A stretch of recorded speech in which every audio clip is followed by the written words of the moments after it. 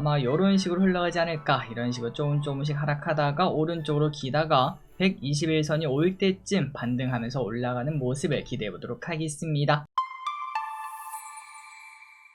네, 안녕하세요. 주식은 역시 기리기리새 기리십니다. 안녕하세요, 기리분들. 자, 오늘 증시도 많이 불안했지만 그래도 장 중반부터는 조금 아랫꼬리를 달며 올라오는 모습이 나와서 조금은 다행입니다. 하지만 아직까지 방심은 안 되겠죠. 추가 하락이 분명 있을 수 있다는 걸 생각하면서 투자를 진행해 보도록 하겠습니다. 같이 공부하시죠. 렛츠 기리. 자, 첫 번째입니다. 그리고 들어가기 앞서 이 영상은 한국도 미국도 수수료 무료인 슈퍼365 계좌 이럴 때일수록 수수료라도 더 아껴야겠죠. 이번 기회에 한번 메리츠증권의 슈퍼365 계좌 만드시는 것도 좋을 것 같습니다. 첫 번째입니다. 슬슬 공모주 불안해진다. 자, 오늘 상장 공모주 한락 캐스트가 있습니다. 그런데 슬슬 불안해지는 게 좀 느껴지죠. 일단 오늘은 상승한 모습을 보여주긴 했는데요. 공모가가 5,800원인데 시가는 7,800원, 고가는 8,400원을 찍고 미끄러지는 모습입니다. 증시가 보통 안 좋을 때는 공모주가 관심을 받는 모습을 나타내는데 그러한 버프를 끼고도 큰 수익이 아닌 모습이죠. 그리고 처음에 저 길이 또 이제 이걸 청약하지 않았겠습니까? 처음 9시쯤에 딱 봤는데 거의 보합 근처라서 이거 바로 그냥 손실을 주려나 라는 생각을 했는데 일단은 수익을 줬지만 내일 상장하는 공모주 2개는 손실이 나와도 크게 놀랄 일은 아닌 것 같습니다. 과연 어떤 식으로 내일 상장할지 한번 보도록 할게요. 다음입니다. 금리 인하 기대감은 사라지는 중. 어제 미국에서는 기술주만 하락하는 특이한 현상이 나타났습니다. 바로 금리 인하 기대감이 사라지고 있기 때문인데요. 잭슨홀 미팅을 앞두고 걱정이 나온다고 하네요. 그리고는 일단은 FOMC 의사록이 공개가 되고요. 그리고 22일에는 제롬 파월의 연설이 나올 텐데 항상 트럼프에게서 물러서지 않는 모습을 보여주지 않았겠습니까? 이번에도 매파적 이야기를 하는 게 아닌가 이런 걱정이 나타난다고 합니다. 게다가 최근에 PPI까지 급등하는 모습이 나타났었죠. 그러다 보니까 근거 있는 걱정이라고도 볼 수 있겠는데 과연 이번에 파월은 오히려 비둘기를 보여줄 수 있을지 역배가 터질 수 있을지 한번 지켜보도록 하겠습니다. 자, 그래서 왼쪽에 나스닥 주봉을 보면은 나스닥도 이제 조정을 좀 받을 때가 되었구나 라는 생각이 들고 그리고 이제 서학개미분들이 많이 좋아한다는 팔란티어가 갑자기 위에서 급락하는 모습이 나타났습니다. 공매도 리포트가 나왔다고 하는데 앞으로 이 친구의 흐름이 어떻게 될지도 볼 필요가 있겠습니다.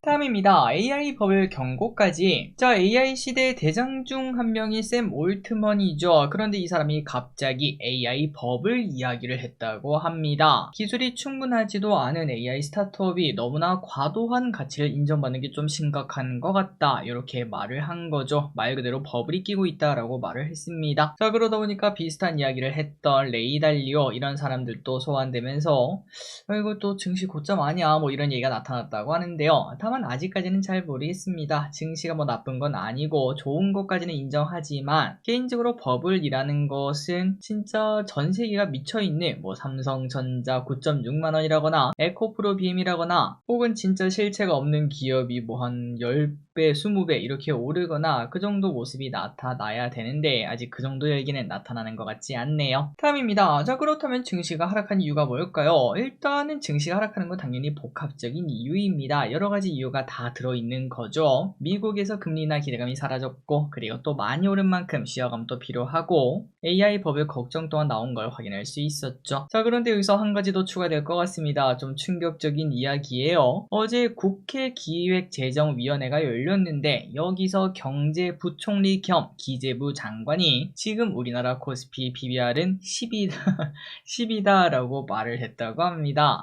네, 맞습니다. PBR이 10이면 빠져도 되죠. 지금 우리 PBR이 1 내외인 건 아마 알고 계실 거라고 생각합니다. 우리가 정말 많이 봤기 때문에 우리 같은 사람들도 다 알고 있는 건데 그런데 이렇게 틀렸다는 게 조금은 충격적이다 라고 볼 수 있겠죠. 한이길이 근데 수치는 모를 수 있는 거 아니야. 뭐 분명 그럴 수도 있습니다. 지금 삼성전자 주가가 정확히 얼마입니까? 이거는 모를 수 있죠. 그런데 지금 삼성전자 주가가 뭐 60만원입니다. 이렇게 말하는 사람 없지 않겠습니까? 그리고 또 지금 이제 우리나라 정부는 코스피 5,000을 외치는 상황에서 PBR 이야기도 진짜 많이 나왔습니다. 저 PBR 관련주 뭐 이런 얘기도 정말 많이 나왔을 거고, 그런 상황에서 경제부총리와 기획재정부 장관을 겸임하는 사람이 PBR에 대해서 정확히 모른다는 거는 좀 충격이다. 오늘 증시가 하락한 거는 우리나라 PBR이 무려 10이라서 하락했구나 라는 걸 느낄 수 있습니다. 다음입니다. 최근 10년 코스피 월별 수익률. 저 증시가 하락할 때는 또 이거 한번 체크를 해봐야겠죠. 지난달에 우리가 보면서 8월에서 10월까지는 몸을 사리자고 했던 그 자료인데요.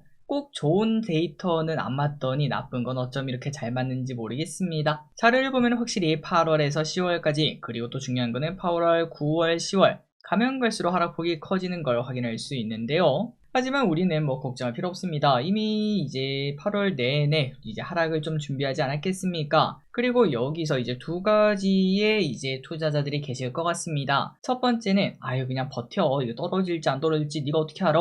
그냥 나는 증시 오를 거라고 생각하니까 좋은 주식 꽉 잡고 들고 있겠다. 그러한 선택을 하셨다면 당연히 그냥 버티시면 됩니다. 물론 속은 쓰릴 수 있겠지만, 하지만 주식 투자가 어떻게 항상 벌기만 하겠습니까? 이렇게 읽다 보면은 또 몇 개월 뒤에는 거봐 내 말 맞지? 라고 말하면서 내가 가진 주식이 신고가를 찍는 그런 모습을 발견할 수 있을 것 같습니다. 이게 뭐 엄청나게 하락하는 하락장 시작, 이런 하락이 절대 아니기 때문이죠. 그리고 두 번째는 해지를 하신 분들도 계실 겁니다. 현금 비중을 만드신 분들도 계실 거고요. 그런 분들은 아마 지금 이 꼬리가 뭐 자연히 올라가고 계실 것 같습니다. 자, 그래서 결국 중요한 건 한 10월, 11월 정도 되면은 다시 증시 분위기가 바뀔 거라고 저는 생각하는데요. 다시 3,300, 3,500을 확인할 수 있을 테니까 너무 걱정하지 마시고, 난 지금 무슨 주식을 사야 될까? 이 부분을 고민하시면 될 것 같습니다. 그리고 항상 조정장 이후에는 새로운 대장주가 등장하곤 하는데요. 이번에는 누가 될지, 저는 뭐 항상 로봇 그리고 자율주행, 이 피지컬 AI가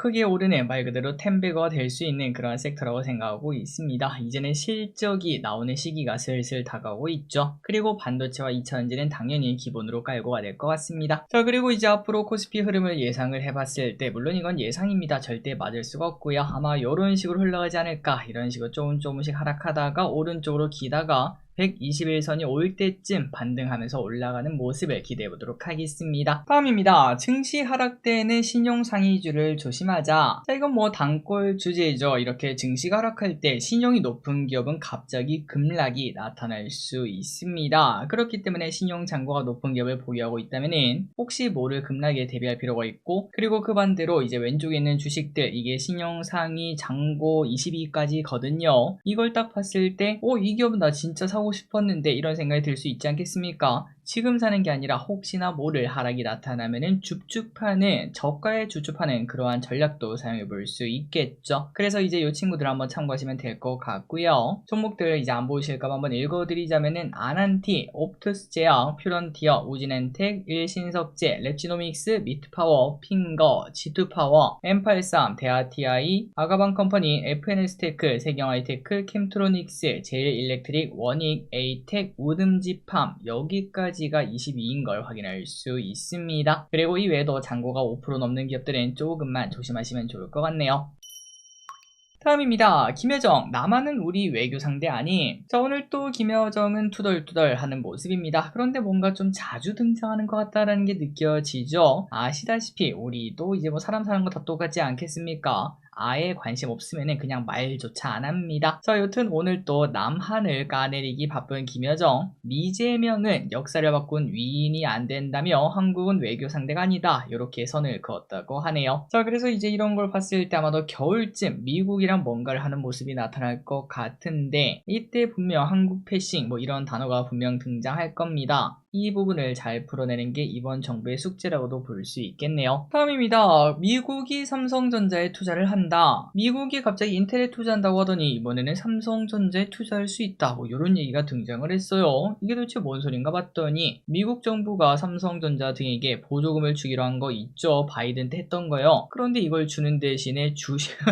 주식을 가져갈 수 있다고 합니다. 야, 이게 뭐 머리에 문제가 있는 거 아닌가 이런 생각이 드는데, 저 사실상 강탈에 가깝습니다. 있습니다. 그리고 또한 자연스럽게 주식을 가져가면은 삼성 경영권에도 영향권을 좀 펼치지 않겠습니까? 그러다 보니까 이거는 좀 황당한 소식 아닌가 이런 생각이 들었습니다. 다음입니다. 캐리어 농심 크로스. 자, 농심이 얼마나 큰 돈을 썼을까라는 생각이 드는 콜라보 소식이 떴습니다. 지금 전 세계에서 가장 뜨거운 캐대헌이랑 농심이 콜라보를 한다고 하네요. 협업 대상을 왼쪽에 보시다시피 이제 신라면과 새우깡인데 데몬 헌터스에 등장한 제품의 친숙함을 노린 콜라보라고 합니다. 그리고 또한 작품에 나온 컵라면과 비슷한 스페셜 제품 등도 꺼낸다고 하는데, 그래서 오늘 같은 장에 농심은 상승하더라고요. 하지만 농심 장기적으로 하락하는 모습을 최근 나타내고 있었거든요. 캐대헌이 농심을 구할 수 있을지, 삼양식품처럼 농심도 세계를 노릴 수 있을지 보도록 하겠습니다. 다음입니다. 원전 노이즈가 계속. 자, 오늘 또 원전주가 난리였습니다. 단순 한 기당 얼마를 준다는 불공정 계약 말고 이건 좀 크다라는 소식이 등장했는데요. 한국 원전팀은 체코 원전 수주 당시 맺은 합의로 인해서 이제 앞으로 50년 동안 북미 그리고 유럽 시장에 진출할 수 없다, 이런 소식이 등장을 했습니다.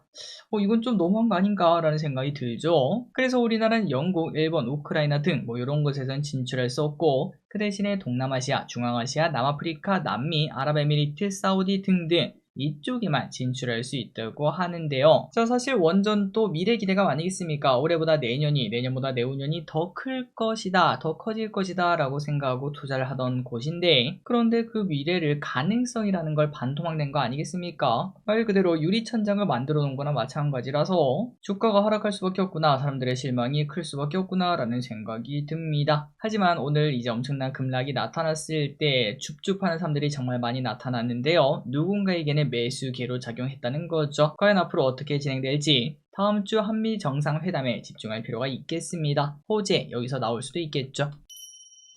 다음입니다. 이럴 때일수록 APR을 보라. 증시가 흔들려도 실적은 간다. 아무개가 한 명언이죠. 미래에셋증권은 APR의 목표가를 30만원을 때리면서 반박할 수 없는 대장주라고 언급을 했습니다. 자, 2분기 APR의 실적은 말할 필요가 없이 잘 나왔었습니다. 해외 매출이 작년보다 230%나 성장을 했고요. 이러한 상황에서 다른 뷰티주는 실적 쇼크를 피하지 못했는데 그만큼 APR의 힘을 보여줬다라고도 볼 수 있고요. 한동안 대장주의 자리를 유지하지 않을까, 3분기 실적 발표 전까지 홀딩할 필요가 있겠습니다. 다음입니다. 요즘 고등어 가격이 오른 이유는, 요즘 고등어를 사면은 가격이 오른 걸 확인할 수 있다고 합니다. 작년보다 30%나 올랐다고 하는데요. 한 손당 6,700원이라고 하네요. 그러면은 고등어가 좀 안 잡히나 보다라는 생각을 했는데 그게 아니네요. 오히려 어획량은 2배가 늘었다고 하며, 아니 그러면 가격이 오를 이유가 없는데, 그런데 잡히는 게 다 쪼꼬미들밖에 안 잡힌다고 합니다. 우리가 먹는 큰 고등어가 안 잡히고 있어서 가격이 오른다고 하네요. 자, 그나저나 기리분들 다들 아실 겁니다. 등푸른 생선은 이거 보호색인 거 아시죠? 위에서 봤을 때는 파란색이라서 이제 다른 사람들한테 안 보이고, 밑에서 보면 하얀색이어서 이것 또한 안 보이는 그러한 보호색을 띠고 있다고 합니다. 갑자기 뜬금없죠? 저도 그렇게 생각해요. 마지막입니다. 다음 달에 카톡이 바뀝니다. 자, 카톡 사용자분들이 많이 당하실 것 같습니다. 다음 달부터 카톡이 인스타그램처럼 UI를 바꾼다고 하는데요. 그러니 지금 카톡 처음에 들어가면은 이제 사람들이 기억부터 아래쪽으로 쭉 나열되어 있지 않겠습니까? 그런데 이게 그냥 사진이 크게 보이는 페이지로 바뀔 수 있다고 합니다. 자, 카톡은 변화가 필요합니다. 요즘 아이들은 카톡을 안 쓴다고 하고,